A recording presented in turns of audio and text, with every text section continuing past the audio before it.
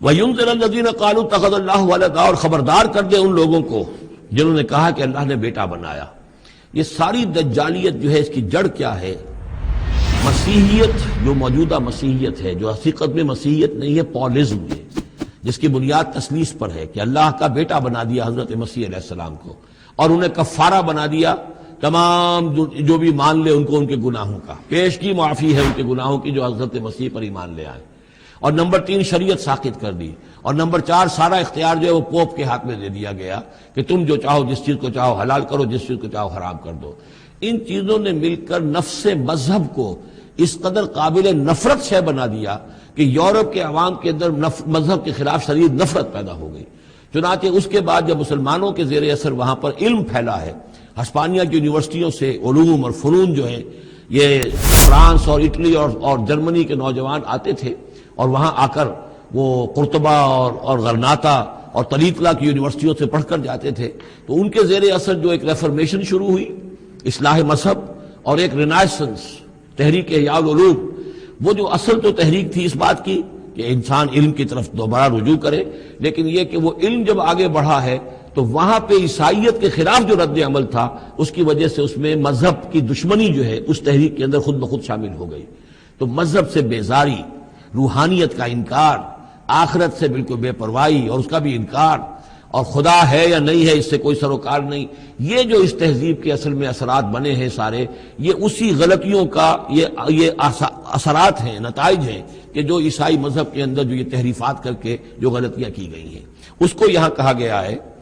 کہ ان لوگوں نے کہ جنہوں نے یہ عقیدہ ایجاد کیا، ما لہم بہ من علم، ان کے پاس اس کے لیے کوئی علمی سند نہیں ہے، ولا لآبائہم، نہ ان کے آباء و اجداد کے پاس کوئی سند تھی، کبرت کلمۃ تخرج من افواہہم، بہت بڑی بات ہے جو ان کے منہ سے نکل رہی ہے، بہت بڑی گستاخی ہے جو یہ اللہ تعالیٰ کی شان میں کر رہے ہیں۔ ان یقولون الا کذبا، یہ نہیں کہہ رہے مگر جھوٹ، سراسر سیدھا سفید جھوٹ بول رہے ہیں۔ فلعلک باخع نفسک علی آثارہم، تو اے نبی شاید کہ آپ اپنے آپ کو ہلاک کر لیں گے ان کے جو اثرات پڑنے والے ہیں،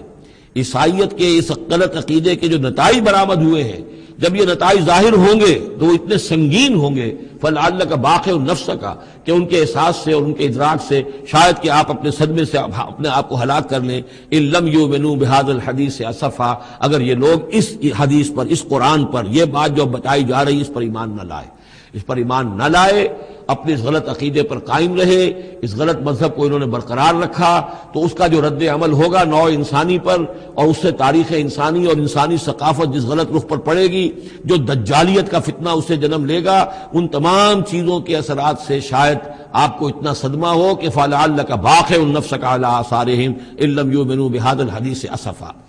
انا جعلنا ما علی الارض زینۃ لہا، ہم نے زمین کے اوپر جو کچھ ہے اسے اس کا گہنا بنا دیا ہے، بناؤ سنگھار بنا دیا ہے، زینت بنا دیا ہے۔ یہ آپ نوٹ کر لیجئے، لفظ زینت اور زمین میں اس کی زیبائش اور آرائش، یہ اس سورہ مبارکہ کا عمود ہے، یعنی اس کو اتنا کھبا دیا ہے نگاہوں میں اللہ نے کہ آخرت سے خود بخود انسان غافل ہو جاتا ہے۔ یہ پردہ پڑ گیا ہے، چمک دمک ہے، یہ کاریں ہیں، یہ بلڈنگیں ہیں، یہ کوٹھیاں ہیں، یہ عالیشان عمارتیں ہیں، یہ کیا کچھ اس کی جو یوں سمجھیے پومپ اینڈ شو جو ہے اس وقت دنیا کا، اور ظاہر بات ہے امریکہ میں جا کر دیکھیے تو جو کچھ یہاں دیکھ رہے ہیں اس سے 10 گنا، 100 گنا، 1000 گنا آپ کو نظر آئے گا، عقلیں دنگ ہو جاتی ہیں۔ نتیجہ کیا نکلتا ہے کہ انسان یہ سمجھتا ہے کہ اصل شے یہی مادہ ہی ہے،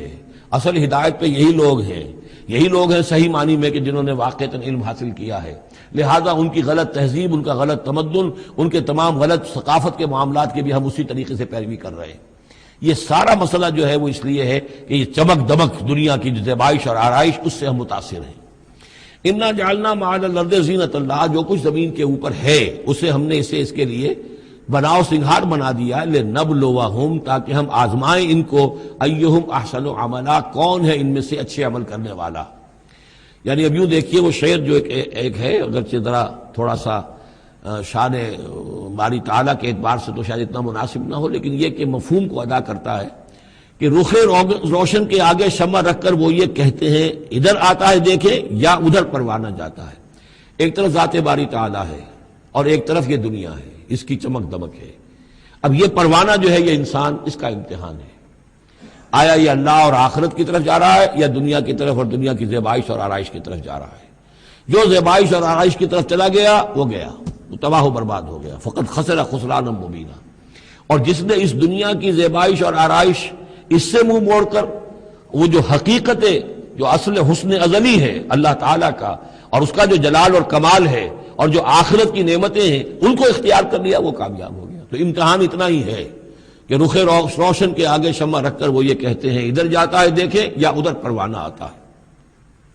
وَإِنَّا لَجَاعِلُونَ مَا عَلَيْهَا صَعِيدًا جُرُزًا. اور یہ کہ جو کچھ بھی اس پر ہے ہم ایک وقت آئے گا کہ اس کو بنا کر رکھ دیں گے جیسے کہ میدان جس میں سے کہ فصل کاٹ لی گئی ہو. جب قیامت ہوگی کیا ہوگا یہاں پر اسی زمین کو؟ نہ یہاں پہ کوئی وہ پہاڑ رہ جائیں گے کوٹ کوٹ کر چپٹی کر دی جائے گی، نہ یہ آپ کے پاس جو ہے وہ اسکائی اسکریپرز رہ جائیں گے، نہ یہ اعلیٰ شان عمارتیں ہوں گی، کچھ نہیں ہوگا. یہ سب برابر ہوگا جیسے کہ کسی کھیت کے اندر سے فصل کاٹ دی جاتی ہے تو اب وہ پڑا ہوتا ہے ویران. وَإِنَّا لَجَاعِلُونَ مَا عَلَيْهَا صَعِيدًا جُرُزًا. ہم اسے کر کے چھوڑیں گے ایسا کھیت کہ جہاں پر چورا پڑا ہوا ہو، صرف بچا کھچا جو ہے وہ اس کا توڑی کا اور کچھ نہ ہو. ام حسبت ان اصحاب الکہف والرقیم کانوا من آیاتنا عجبا. اب یہاں سے اصحاب کہف کی بات شروع ہو رہی ہے کیونکہ پوچھوایا تھا یہودیوں نے اصحاب کہف کون تھے. کیا تم سمجھتے ہو کہ اصحاب الکہف والرقیم، رقیم جو ہے ان کی تختی تھی ایک جس کے اوپر ان کے حالات لکھ کر جو ان کے ایک جو کہف تھی ان کی غار جو تھی اس کے اوپر لگا دی گئی تھی، تو انہیں اصحاب الکہف بھی کہتے ہیں اصحاب الرقیم بھی کہتے ہیں. یہ دونوں انہیں ایک ہی گروہ کے نام ہیں. کیا وہ تمہارے خیال میں ہماری بڑی عجیب آیات میں سے تھا؟ یعنی واقعتاً بات تو غیر معمولی تھی لیکن حقیقت میں ہمارے ہاں تو ہماری تخلیق میں ہماری صنائی میں اس سے ہزاروں گنا زیادہ عجیب باتیں ہوتی ہیں. ہمارے لیے تو وہ کچھ ہے ہی نہیں کسی بھی درجے میں. تم سمجھتے ہو شاید وہ بہت بڑی بات ہے. یہ سابق کہف کا جو قصہ ہے اب میں سمجھتا ہوں کہ پورے وثوق کے ساتھ ہم کہہ سکتے ہیں کہ یہ قصہ کیا تھا. دیکھیے جب حضرت مسیح علیہ السلام آئے ہیں تو یہ پورا علاقہ جو ہے فلسطین کا اور یہاں پہ جو آپ نے تبلیغ کی ہے تو یہ اس وقت رومن امپائر کا ایک حصہ تھا. اگرچہ مقامی طور پر ایک لوکل بادشاہ جو تھا یہودی وہاں پر حکومت کر رہا تھا لیکن وہ پپٹ تھا. اصل میں تو حکومت جو تھی رومیوں کی، جو رومی تھے بت پرست.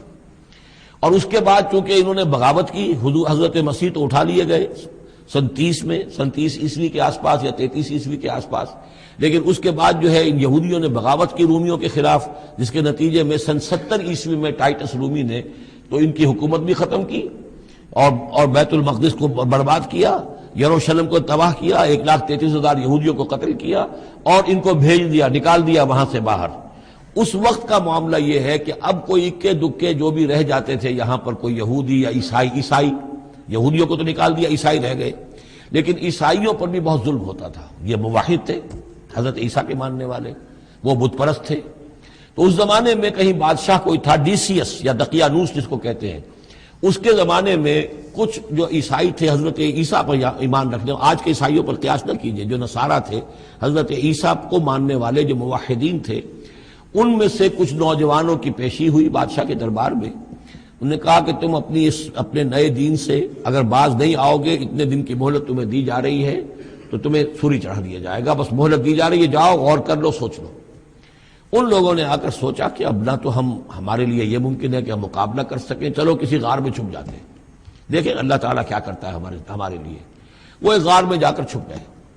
اور غار میں جا کر چھپے ہیں تو اللہ نے انہیں وہاں پر سلا دیا. موت تاری نہیں کہ سلا دیا. اللہ کروٹ بھی بدلواتا رہا، ان کے لیے سارا کچھ بندوبست کیا، اللہ کی قدرت میں تھا. حضرت عزیر کو 100 برس کے لیے مار دیا تھا، موت کے بعد ان کو دوبارہ زندہ کر دیا.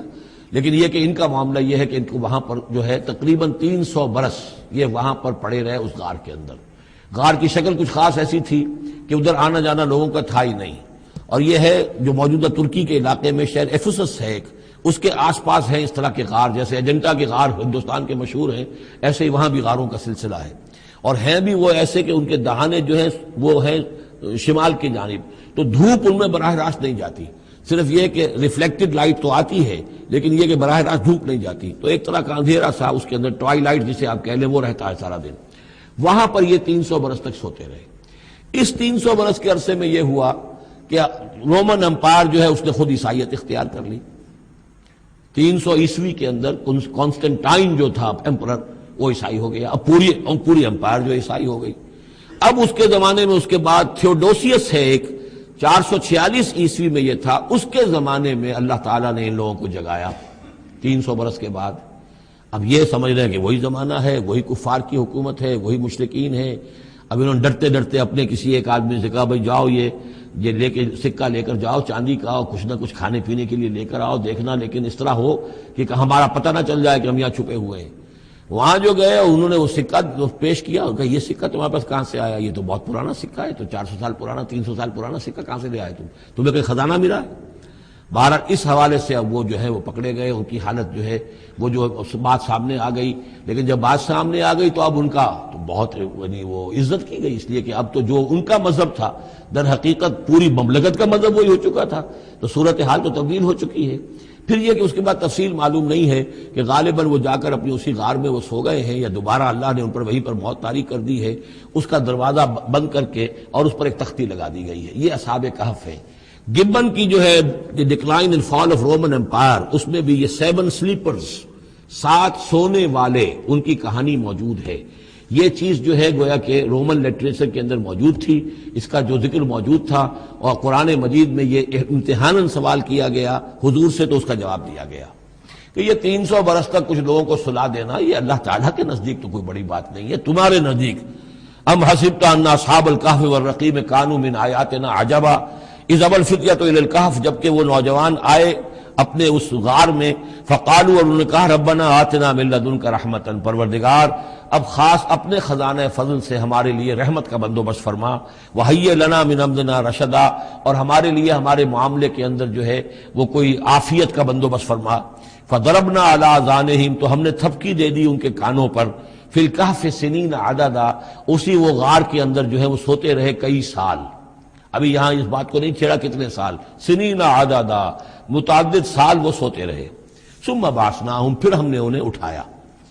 لنعلم ای الحزبین احصیٰ لما لبثوا امدا، تاکہ ہم دیکھیں کہ 2 گروہوں میں سے کس کو صحیح معلوم ہے کہ کتنے عرصے وہ وہاں رہے تھے۔ اس کا ذکر آگے آ جائے گا، 2 گروہوں سے مراد کیا ہے۔ نحن نقص علیک نبأہم بالحق، اے نبی ہم آپ کو ان کا یہ قصہ سنا رہے ہیں، بیان کر رہے ہیں ان کے حالات حق کے ساتھ، صحیح بلا کم و کاسٹ۔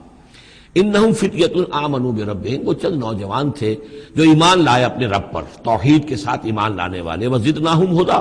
اور ہم نے ان کی ہدایت میں اور اضافہ فرمایا، وربطنا علی قلوبہم، ہم نے ان کے دلوں کو ڈھارس دی، مضبوطی دی، دلوں کے اندر ثبات پیدا کر دیا، اذ قاموا، جب وہ بادشاہ کے دربار میں کھڑے ہوئے، اور جیسے کبھی حضرت ابراہیم علیہ السلام نے بات کی تھی اسی طرح ڈٹ کر انہوں نے بات کی، اذ قاموا فقالوا، اور انہوں نے کہا ربنا رب السماوات والارض، ہمارا رب تو وہ ہے جو آسمانوں اور زمین کا رب ہے، ہم کسی اور رب کو ماننے کے لیے تیار نہیں، کسی اور دیوی کو، کسی دیوتا کو، کسی بت کو ہم ماننے کو تیار نہیں۔ لن ندعو من دونہ الہا لقد قلنا اذا شططا، ہم اس کے ایک الہ کے سوا کسی اور کو پکارنے کے لیے تیار نہیں ہیں، ہم نے اگر ایسی کوئی بات کہی تو یہ تو عقل سے بہت دور کی بات ہو جائے گی۔ ہؤلاء قوم اتخذوا من دونہ آلہہ، یہ جو ہماری قوم ہے اس نے اس بہت سے آلہہ جو ہیں اختیار کر لیے ہیں اللہ کے سوا، انہوں نے اختیار کر لیے ہیں بہت سے آلہہ اس کے سوا، لولا یاتون علیہم بسلطان بین، تو کیوں نہیں وہ پیش کرتے ان کے اوپر کوئی دلیل، کوئی سند،